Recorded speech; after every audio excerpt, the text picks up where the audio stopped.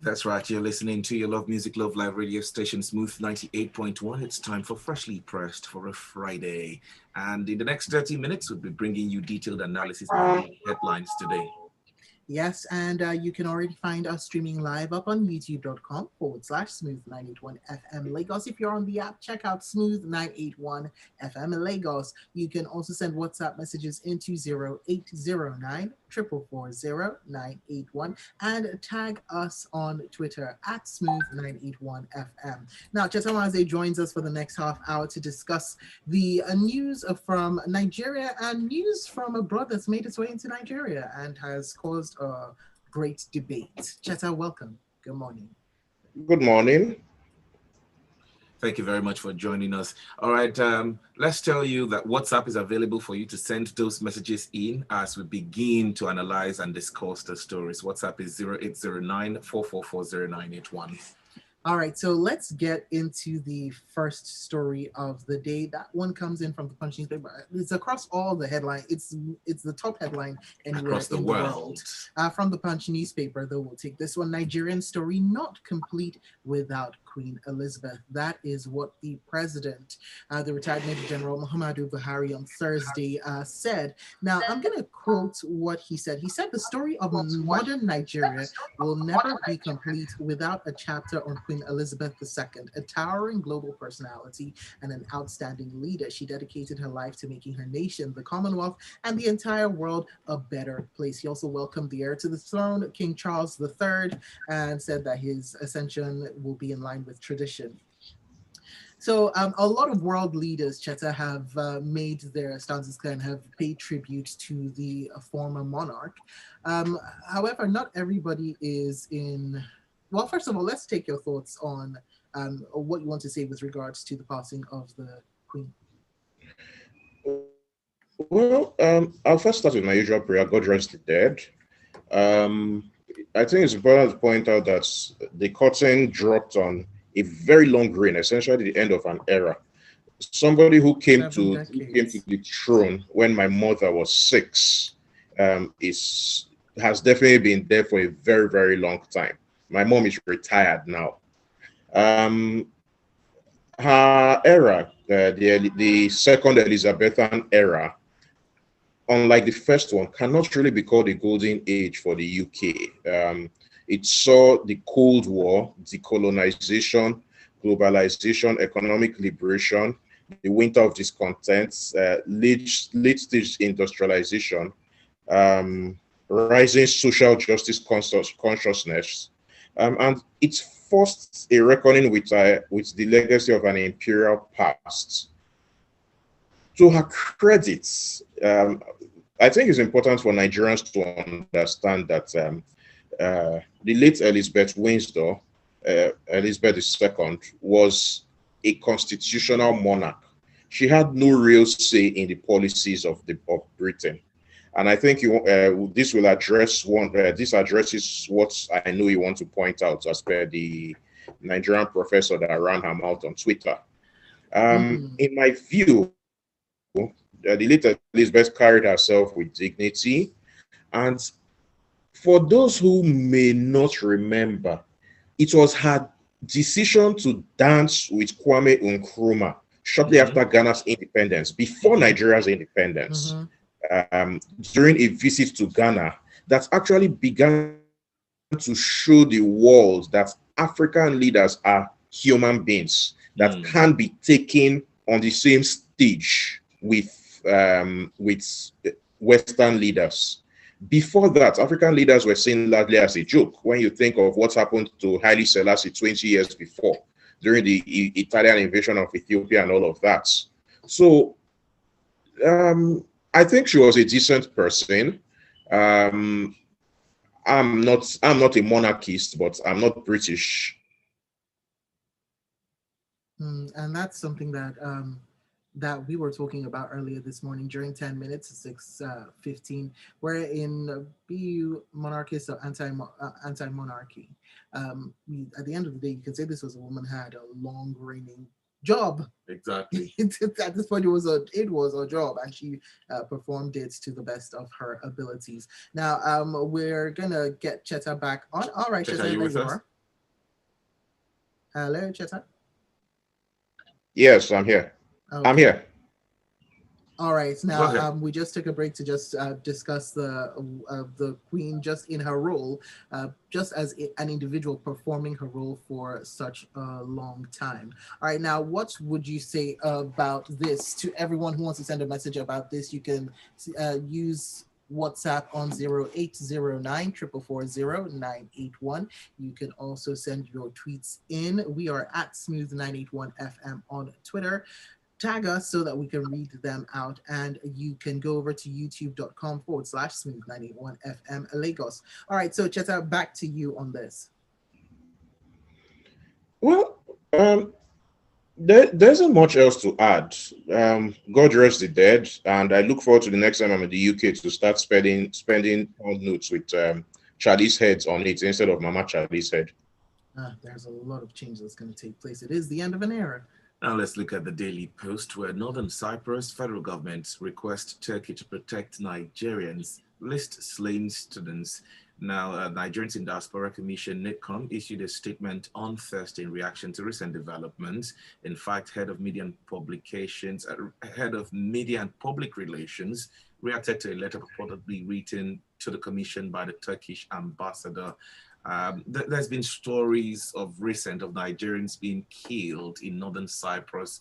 Perhaps some Nigerians who've gone there to study as well. Cheta, bring us up to speed with this. So remember, I would say that this is a step in the right direction. Remember, 2 weeks ago, we criticized an earlier statement that this same NITCOM and the Foreign Affairs Ministry released, where they told Nigerians in Northern Cyprus that they were effectively on their own.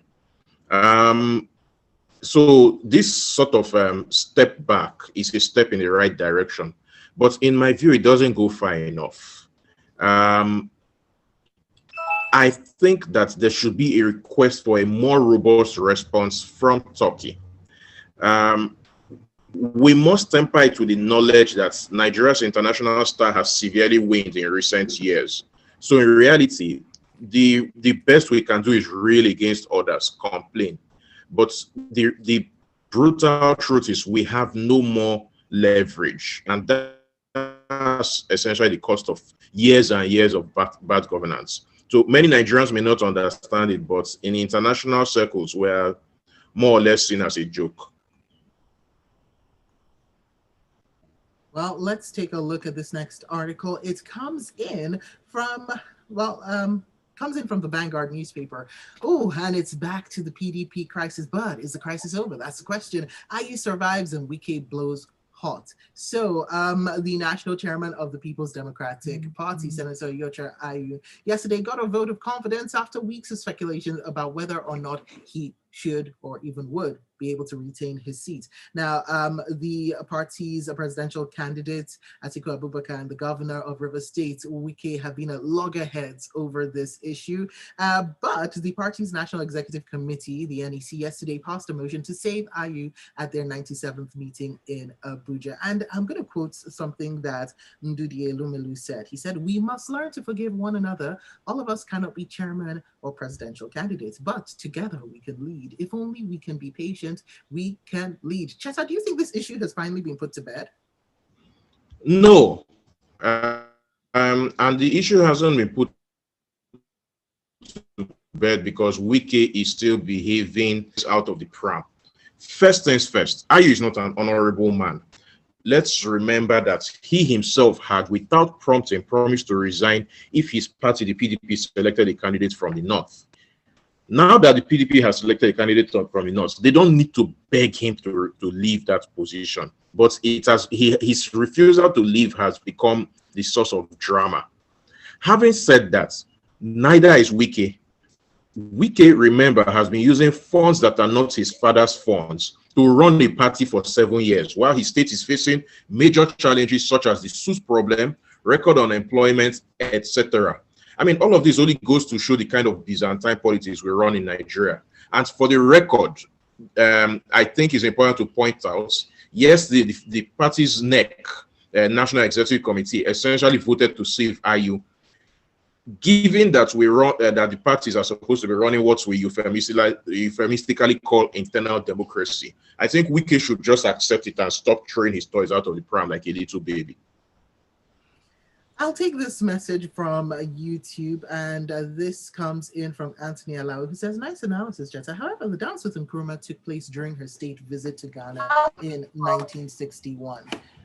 We've also got messages up on WhatsApp. A lot of them, actually. Let's begin with Tanya, who says, I love the Queen as a person for her personal embodiment of family values and duty and dignity. That said, the tweet by Ujwanya is distasteful and now shows how some Nigerians are tone deaf and heady in their discourse. Why didn't she curse out Johnson or Boris or Thatcher? May Queen Teresa II rest in peace. Queen Elizabeth, oh my goodness. Can I say something briefly directly to the Ujwanya thing? Go ahead. Yeah. I think we need to understand something very fundamental here. Ujwanya was just doing what you call virtue signaling, basically for the woke crowd. That's it. And I think it says a lot about how toxic that whole woke discussion has become.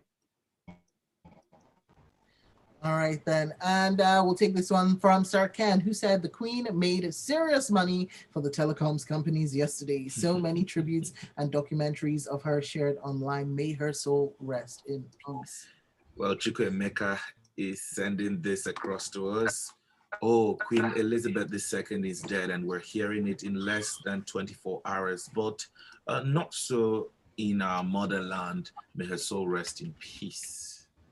Let's take more messages, and we have this one from Life in Festac. Life comes in on the conversation. It says, this Queen is very smart. She's in a hurry to go and meet Prince Philip so that another smart lady doesn't snatch him from her the other side. On a lighter note, I want to believe Dan is in. Let's take Dan Okuda from Igondo, who says Queen Elizabeth II was a constitutional monarch, so much shouldn't have been expected of her, as real power resides in the British Prime Minister. I'm told that she did not treat the Igbos well during the Nigerian Biafra Civil War. Nevertheless, may God rest her soul, as she was a peaceful woman. That's from Barrister Dan. And many more messages coming. I think it's important to make this. I think it's important to make a correction. A new Nigeria is about to emerge, as the eyes of many Nigerians were opening about how Nigeria is to be governed. What a mystery of the time. Austin from Satellite. Okay, and he says, can you hear me? Yes, God bless the Queen. Now we'll move away from messages with regards to the Queen and talk about this one from Onoche. Says, anything Wike likes, let him do. He's throwing tantrums up and down. As for Ujwanya, well, she'll soon be collecting something. And While he's saying about the sad about the passing of Her Majesty the Queen, by the time her husband and companion passed on, I knew with time hers will come. I mean, death is inevitable, I must add. Great she was woman. 96 years exactly. Old. May her soul rest in peace. While he sends that working across. For 70-something odd years. 70 years. But let's take it back to the stories now from Daily Post. 2023 elections. Some actions, comments, disgracing Nigeria. Minister of Works and Housing, Babatunde Fashola, is credited with that information. In fact, he's condemned certain actions and comments ahead of the 2023 elections. Now, the former Lagos State governor advised Nigerians to stop exaggerating Nigeria's problems and shaming the country. Cheta, what's your reaction to this? I see. I always find it interesting when government officials tell us not to disgrace Nigeria with words, and then without any sense of irony, they turn around and forget the timeless maxim that actions speak louder than words. That's what Uncle Fash has just done here. Now let's ask some questions. Who publicly agreed with former British Prime Minister David Cameron that Nigerians are fantastically corrupt on the international stage? Who spent up to 6 months getting treatment in a foreign country for whatever we don't know till now? And this spending 6 months getting the treatment in a foreign country prompted CNN anchor Farid Zakaria to joke about it on his show, Farid GPS, that is globally watched. Who is currently in a foreign country, in jail in a foreign country for trafficking and modern day slavery? Who is presiding over the second worst unemployment rate in the world? Who failed to remit dollars due to international that was due to international airlines, making IATA, the Global International Aviation Body, come on Twitter and start doing a thread, something they have never done before? Are these people ordinary Nigerians that did all these things? I beg Uncle Kufa should go and suck a lemon. Thank you, Cheta, but no, thank you. No sucking of Thanks, lemons but here. no thanks. Exactly. Thank you, Benu. Thank you. All right. Punch news now. Census. Federal government spends 21 billion naira on mapping enumeration areas. So we heard from the vice president who disclosed this as a meeting with partners on the 2023 population and housing census in Abuja. Said that the federal government has so far spent 21 billion naira on mapping the country into enumeration areas ahead of the census. Cheta, your take. I'm not sure there's much to this particular story. And the reason is this: it's not this current government that will do the census. So what that says almost immediately is that the census will probably not be done by the next government, because it will be a very costly exercise. Remember that this government has scheduled for the census to be done after the election, after the handover. So it will be the problem of the next government. Censuses are expensive. We've not done a census for 16 years because one of the reasons is because of expense. So if anything, I'm critical of the fact that in 8 years, this government didn't conduct a census. I know that Osibajo knows that a census, the regular census, is very vital, especially regular census that is properly done, because in Nigeria, we still have the complication of whether the census is properly done or not. In his 8 years as vice president, he could have made a proper census his pet project and ensured that it was done. Now we're in a situation where they are pushing for a census to be done after they've left office, and as he has confirmed, we've spent the equivalent of $29.9 million of scarce resources simply on mapping, only on mapping. So when you have to pay for the real thing, which is for people to get up and go to the different nooks and crannies, and then combine it with the logistical challenges of collecting data, combined with the fact that in real life now, there are security constraints that will severely hamper the census, combining with the fact that we have one of the highest numbers of IDPs in the world. I don't see how it will happen. I really don't.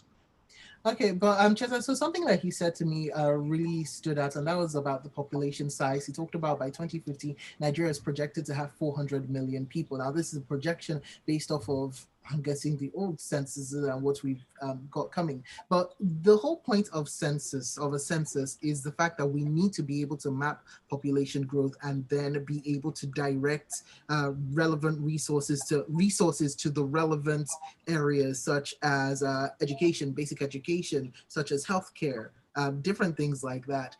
With this kind of population growth that we're looking at, what do you think about that in terms of provision of basic resources to people?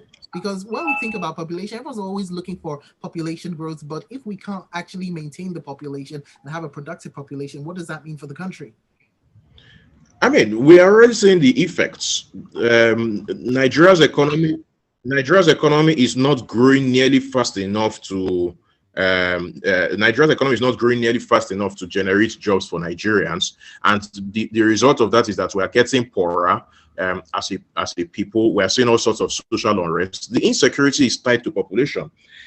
Having said that, we must understand something very fundamental. At the very least, in our post-independence history, we've not conducted a proper census. There's always one quarrel because of the fact that we run this heavily centralized system where we use census numbers to share resources. So there's every motivation. And it started from 1963, the first post-independence census. when the British were leaving, they left this time bomb by leaving the northern region with heavier weight in parliament, as opposed to the eastern and western regions combined. When the 1966 census was conducted, both the populations of the west and the east climbed significantly, and the north rejected it. They redid the census and saw the north found a lot more people from somewhere. And since then, census figures in Nigeria have been political. That is a problem.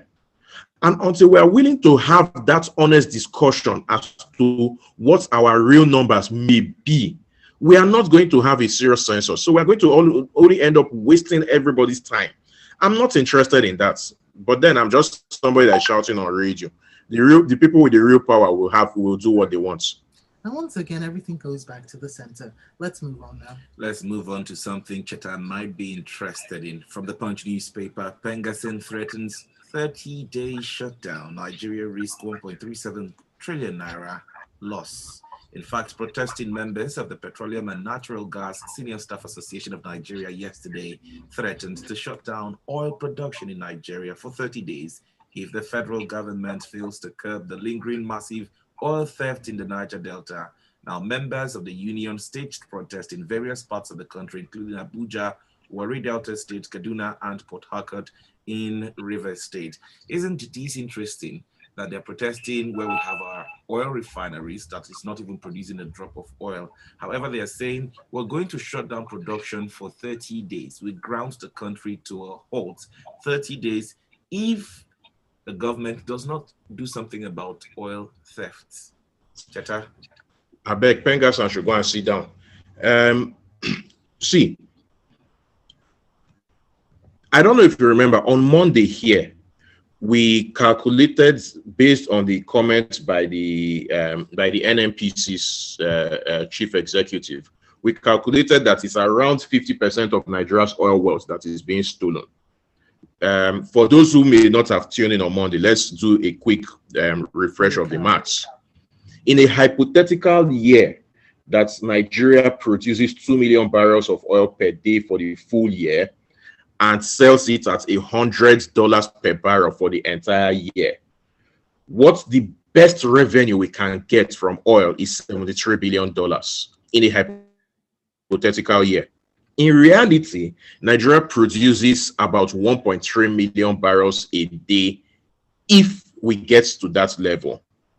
The NNPC boss said that $14.6 billion worth of oil is stolen every year. That $14.6 billion happens to very, very neatly match at exactly 20% of the $73 billion that is our best possible production in a hypothetical year. This means that it's about 50% of our oil production that is being stolen. I personally find it interesting that Pengasan is making noise about it only now. Where were they when I, Cheta Nwanze, talked about this to Bloomberg back in 2017 and got ridiculed by all sorts of APC partisans? In 2017, I gave an interview to Bloomberg and I said probably up to 10% of our oil output is being stolen. Where were they 1 year later when the National Economic Council confirmed what I said and admitted that a good proportion of Nigeria's oil is being stolen daily? In 2018, Governor Obaseki of Edo State signed the press release on behalf of the National Economic Council. Pengasan didn't say anything all of that time. It's not as if all these things were yesterday. They were years ago. So why is it now that Buhari has become a disinterested lame dog that they are shouting? I accuse them of cowardice. They should go and sit down. Oh, wow. Okay. Well, people, what say you about this? Okay, let me take some messages. Abayomi says, for the first time, I'll agree with Cheta. We're all disgracing the country, both the political class and the masses. Tony is saying, I love Fashola's advice. However, he should start by addressing the issues of Ewa Agbado and speaking in tongues. That's how disgracing the nation kickstarts. Tony is in Ikeja. Okay, Fabian from Macbeth says, I wonder why the present government is planning a census as it is going out and at a time when the country direly needs funds. In my opinion, they should have waited for the next government to do this and rather focus on helping to stabilize our economy. Whatever happened to Feel Good Friday? Kickbacks, brickbats everywhere. I understand. Though Nigeria is a very gloomy dot in the world map right now. Insecurity, badly run economy, and selfish politics. Have a lemonade weekend, Okay. Dr. I.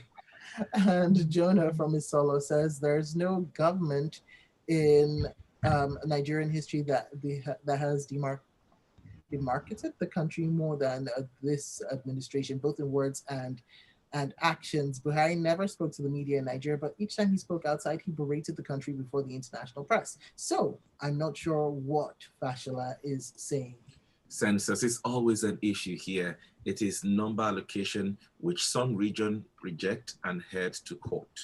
And B from Lucky says, why do Nigerians like brandishing these feel good, terrible ideas? I'm very surprised that Cheta is even entertaining the idea. If we control borders and gather smaller pieces of data, only then should we even think of a census. For now, it's only an idea to drain resources that don't exist. For oil theft, there's unbelievable collusion between oil players, the government, militants, and security, says I B. beg, I beg, I beg. What's he saying? Who said that? Is there anything that said I'm in support of a census? I pointed out how expensive it is and how, in short, I want to sue this listener for defamation and misrepresentation. Well, Ty on WhatsApp is saying the way this chatter is Hey, sending Victor, you shots. just ignored me. We need to Okay, read some more messages, Cheta. It I'm says the way this threatening Cheta just is to tell sending you, not shots. like it's This is happened how radio contributions should be, Cheta. All right, and hold on one second. Let's get this. Sam Promoter says, for me, knowing the population of our country for now is a misplaced priority. We have issues with insecurity, inflation, hunger everywhere. The health situation is terrible, and we've not been able to educate our children, and yet we talk about census. All right. And we'll take this final story. All right, we'll take this final story. It comes in from, actually, we'll see what we can do. First of all, from the nation, Nigeria redeeming $12 million global pledge, says federal government. This is a pledge made back in 2019 towards the Global Fund investment case to combat HIV, tuberculosis, and malaria globally. Cheta, go ahead. Cheta, do we I have don't $12 know. million to redeem this pledge? See, there are some stories that you just read and you are like, okay, they are just talking again. Let's look at numbers, and let's look at numbers for illnesses that are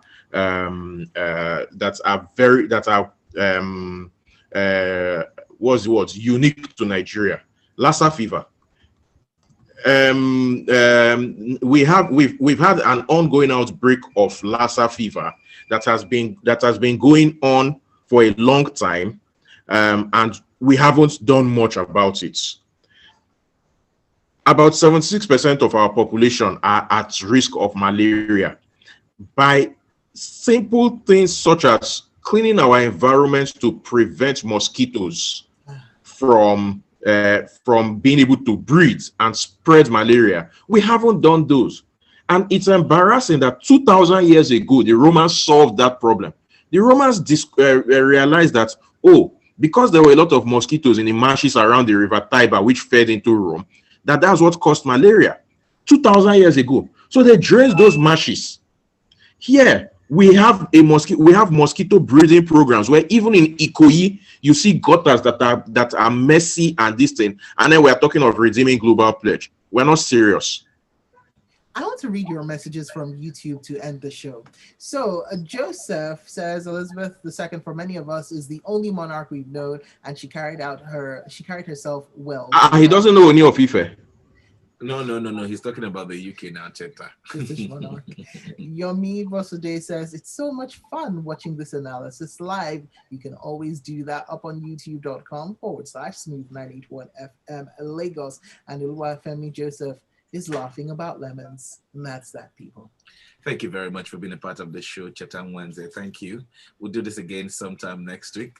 And of course, you can be part of the show at 7:30 every weekday morning. It's freshly pressed only on Smooth 98.1. Make sure you go catch Cheta at Chickster, and also check out at SBM Intelligence as well, because they post out great facts. Cheta, thank you for joining us for today's show. It's been a breeze. We'll have a lemonade weekend, according to one of the listeners, and let's not talk about lemons anymore. I'm freshly pressed. Thank you so much. All right, Cheta, see you on